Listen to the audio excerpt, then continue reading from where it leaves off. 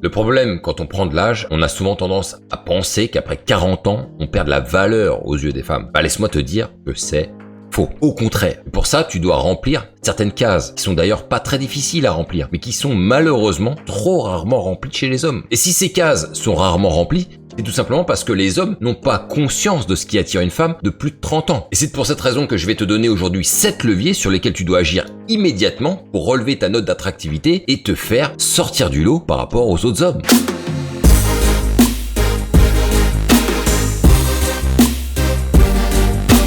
Il y a beaucoup d'hommes qui se plaignent de la difficulté à rencontrer des femmes. Et en cela, je les comprends parce que quand j'étais dans le même cas avant, j'avais l'impression que sortir avec une fille, c'était un casse-tête chinois, tellement ça me semblait complexe. Sauf que ce moi d'avant, il comprenait rien ni au code d'attractivité, ni à ce qui plaît à l'ensemble des femmes. Et c'est pour cette raison que je rejetais toujours la faute sur les femmes. Et surtout pas sur moi d'ailleurs. Non, c'est pas moi, c'est elles. Et je me disais, putain, mais je comprends rien à ce qu'elles aiment. Je comprends rien à ce qu'elles veulent. Je me disais, mais putain, mais elles sont attirées par des trucs pourris, quoi. Je comprenais rien, mais c'était surtout pas moi le problème. Sauf que quand je me suis mis à aborder des femmes en masse, j'ai quand même dû me rendre compte que ma note d'attractivité, elle était pas très haute malgré de bonnes approches. Et c'est là que je me suis rendu compte que c'était bien beau de balancer les plus belles phrases d'approche du monde, mais si ce que tu renvoies n'est pas plus attirant que ça a tendance à annuler un peu l'effet. Et c'est comme ça que petit à petit, je me suis rendu compte que au-delà de l'aspect technique d'une phrase d'approche et de la manière d'aborder, il faut aussi bosser les contours. Du coup, je voulais vraiment mettre en lumière ces 7 leviers qui, pour moi, on ne peut pas faire l'impasse de ça. Si vraiment tu souhaites devenir séduisant pour un ensemble de femmes. Pas pour toutes les femmes, mais une belle majorité en tout cas. Tu sais, on dit que la beauté c'est subjectif, que les goûts sont dans la nature. Mais quand il y a une belle voiture qui passe, il y aura toujours quelqu'un pour te dire que la voiture elle est naze, elle est pourrie, j'en veux pas. Mais il y aura surtout, et c'est ça qu'il faut prendre en considération, il y aura surtout une grande majorité de gens qui se diront,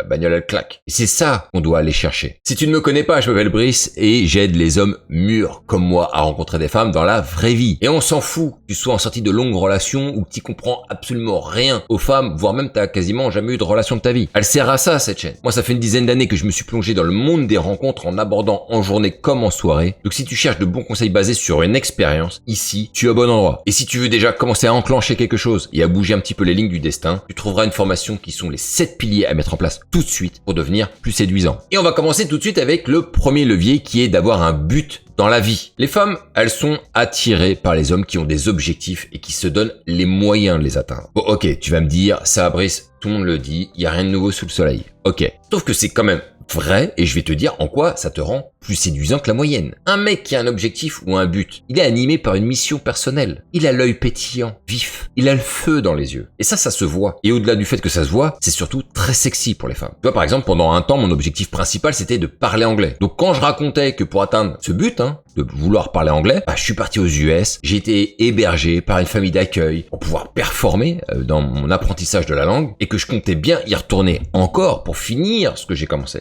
Il y avait plein de nanas qui me disaient « Waouh, c'est impressionnant ce que tu fais là ». Et c'était pas seulement la démarche qui les séduisait, c'était aussi de voir à quel point j'étais animé par ce projet personnel. C'est toujours impressionnant de voir une personne très déterminée dans ce qu'elle fait, mais à condition que ce soit quand même assez utile. Si tu dis que t'es déterminé à devenir le meilleur joueur de Fortnite et que t'as plus de 40 ans, tu vas impressionner zéro nana, même si t'es un très bon joueur. L'idée c'est quand même d'avoir un but d'accomplissement qui a du sens, en vrai, dans la vie et pour ta vie, et ce qui va te permettre d'atteindre un résultat qui aura des conséquences élévatrices pour toi-même. Là, ça a du sens. Quand je racontais aussi aux nanas que je voulais devenir commercial et que je me donnais à fond pour essayer d'y arriver, ça forçait le respect de voir une personne déterminée à ce point pour faire un métier dont il n'a jamais eu de formation et dans le but de performer pour avoir un meilleur niveau de vie. Et être une personne déterminée comme ça renvoie l'image de quelqu'un qui a foi en ce qu'il fait et qui a une confiance en lui dans le fait d'accomplir sa mission personnelle. Mais le plus important, et c'est là que tu devras te démarquer de la masse, c'est que la plupart des hommes qui ont plus de 40 ans,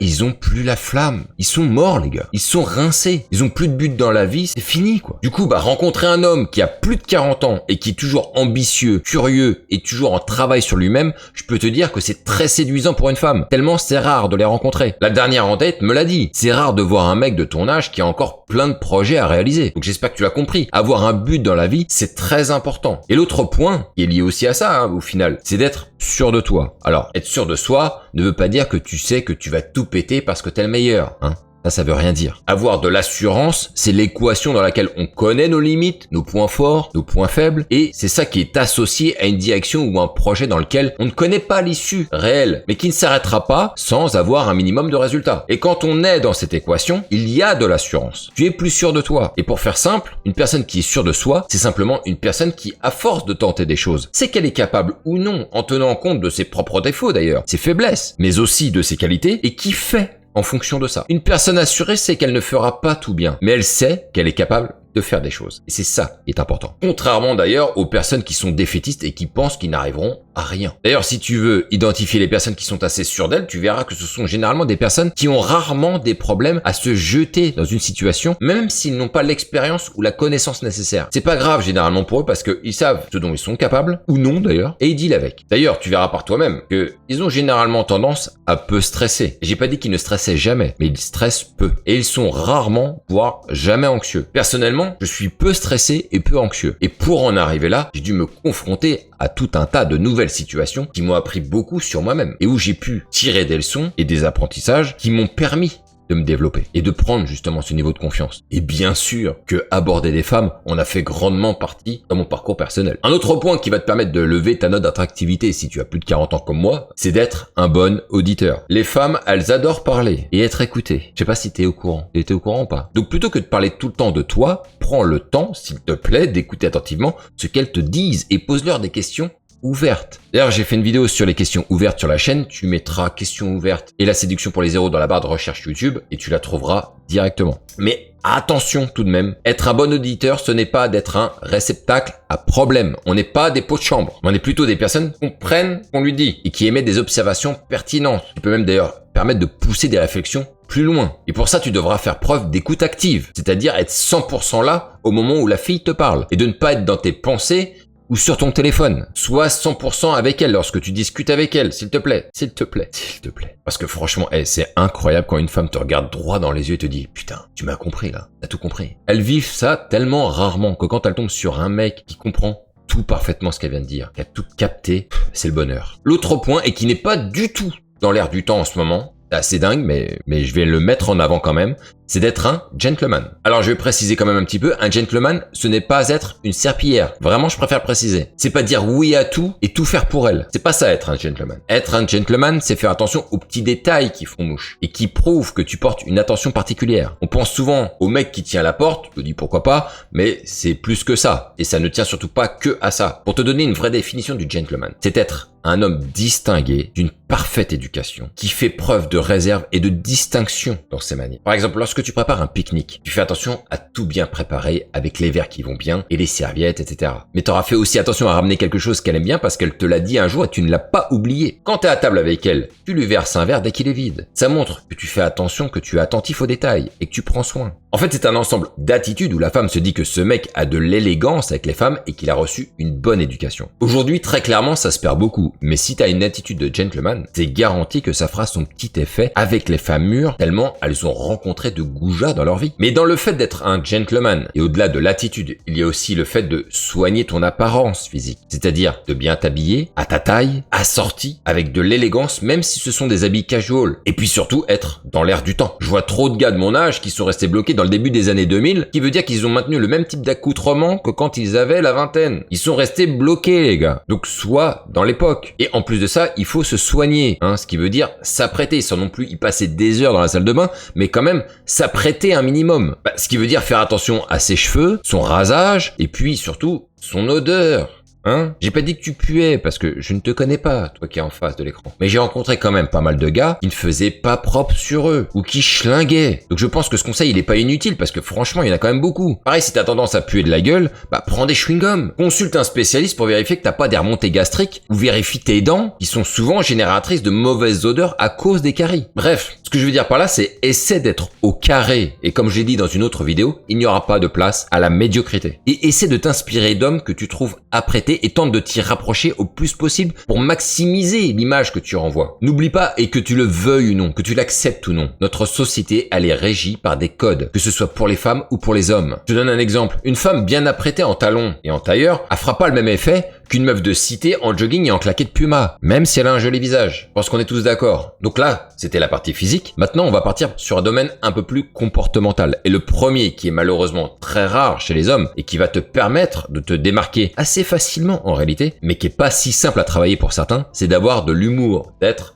drôle. L'humour, c'est une qualité très attirante. Alors apprends autant que tu peux à faire rire les femmes. Je suis désolé de le dire comme ça les gars, mais la plupart des hommes ne sont pas marrants en fait. Entre ceux qui se plaignent tout le temps que la vie est trop dure, ceux qui jouent un rôle de bonhomme pour rien et qui se donnent un genre, ceux qui sont tellement timides qu'on arrive à peine à leur décocher un sourire. Tu souris là? Oui. Tu veux pas sourire un peu?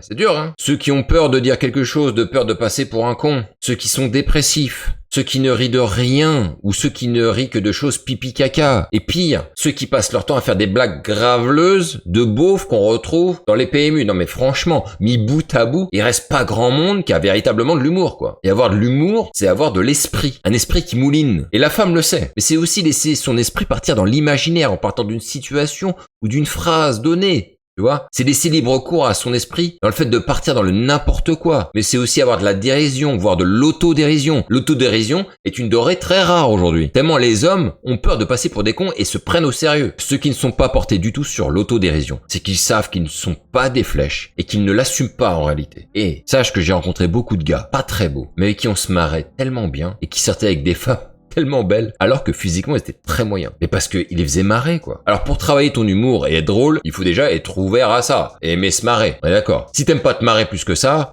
va être franchement un peu complexe pour toi. Et pour travailler ton humour, je te conseille de regarder des humoristes de renom. On va pas s'inspirer des humoristes moyens, mais des meilleurs. Et moi, ce que je t'encourage à faire, c'est d'écouter des sketchs de Coluche. Tu vas voir, mec, que tu vas tomber à la renverse tellement le mec, c'est bien pensé et drôle, quoi. T'as aussi des proches. T'as Raymond DeVos, même si c'est tordu ce qu'il fait, mais c'est intéressant comment il huile ses blagues. Et puis dans les actuels, je trouve qu'il y en a qui sont assez forts aujourd'hui quand même. Je vais te prendre Edgar Rive, qui est assez tranchant, qui est assez vif, et c'est intéressant ce qu'il fait. T'as aussi le Bajon, qui hésite pas à bousculer les lignes et à être transgressive. Bien évidemment, et je me sens un peu obligé de le citer, c'est Dieudonné, qui est franchement un comique exceptionnel. Que t'aimes ou que t'aimes pas le personnage à l'extérieur, mais dans ses spectacles, il sort des lines complètement incroyables. Et t'auras aussi Gad Elmaleh qui, je trouve, sur cette dernière décennie, comprend bien plus les codes de l'humour actuel et qui est un peu plus transgressif. Il y en a d'autres, des comme ça, mais c'est déjà un bon exemple. Et tout cela, ils savent manier l'humour. Et certains passent même des limites normalement inacceptables, mais qui vont devenir acceptables quand c'est dit sur le ton de l'humour et que c'est bien dit. Donc ce que je veux dire par là, c'est inspire-toi des meilleurs comiques et fais de la récupération s'il le faut pour les adapter à certaines de tes conversations. C'est pas un problème. C'est pas non plus un problème de les citer d'ailleurs. Mais maintenant que tu sais que tu dois travailler ton humour, il faut travailler le physique. Et pour ça, il faut faire du sport. Eh oui les gars. Quand on a plus de 40 ans, les 3/4 des mecs ont un corps de merde. Alors que c'est l'inverse, quand on a la vingtaine, où c'est beaucoup plus difficile de se démarquer physiquement. Mais avec les années, la plupart des gars, ils laissent glisser et ça finit à 45 ans avec un corps de merde qui est même plus capable de courir le 10 mètres. Ça veut donc dire que si t'as un super corps à plus de 40 ans, clairement, tu vas faire la différence tellement il y en a peu. Par contre, faut être clair avec ça. Pour avoir un bon corps à plus de 40 ans, tu devras délivrer 5 fois plus d'efforts que par rapport à quand t'en avais seulement 20. Et pour avoir le même résultat. Mais c'est possible et il faut accepter que ça devient effectivement plus dur avec le temps. Et c'est possible. Ça veut donc dire de faire des pompes et du gainage tous les jours, de faire de la course minimum 3 fois par semaine, faire des squats pour muscler ton cul et lui donner une forme de boule de Renoir. Et ça, les meufs, elles adorent. Donc oui, il faut faire beaucoup d'efforts. Et ce que j'ai compris, maintenant que je suis plus vieux, c'est que je vais devoir déployer beaucoup plus d'efforts régulièrement jusqu'à ma mort si je veux conserver une sorte de fraîcheur malgré mon âge. Avec l'âge, j'ai compris que je perdais très rapidement tous les efforts acquis et que je mettais plus de temps à obtenir une bonne condition physique. Avant, je pouvais me permettre de ne pas faire de sport pendant une semaine sans le sentir. Maintenant, si je m'arrête de faire du sport, ne serait-ce qu'une semaine, j'en chie comme jamais pour reprendre le niveau. Tellement ça dégringole vite. Donc il faut que tu l'intègres. Il faut faire du sport tous les jours passé un certain âge. Et tu verras que si tu as un corps plus potable que la moyenne, ce qui n'est pas très difficile, dit en passant, ça fera énormément d'effet à ces femmes qui sont plus mûres. Donc voilà une liste de ce que tu dois travailler pour espérer te démarquer avec les femmes si tu as plus de 40 ans. N'oublie pas que c'est important d'avoir un but dans la vie qui t'anime et qui sera communicatif. De travailler sur ton assurance en te lançant dans ce qui te fait peur, d'être Un bon auditeur pour que la nana se rende compte que tu es très attentif, d'être un gentleman, et comme ça se perd beaucoup, tu vas gagner beaucoup de points. De soigner ton apparence physique, d'être apprêté pour véhiculer la meilleure image de toi. Et bien sûr de faire du sport, ce qui va rajouter de la valeur à la manière dont tu es apprêté, de ce que tu renvoies. D'avoir de l'humour parce que c'est très séduisant pour une femme d'être à côté d'un homme avec qui on va se marrer, et pas copieux d'ailleurs. Dis-moi toi quel est le secteur qui te pose le plus de problèmes, ce serait intéressant de savoir, selon chacun, qu'est-ce qui est le plus difficile à travailler. Mets un j'aime si t'as kiffé, partage si tu connais des gens que ça pourrait intéresser. Sur ce, on se retrouve pour une prochaine vidéo, et vive ce putain de game.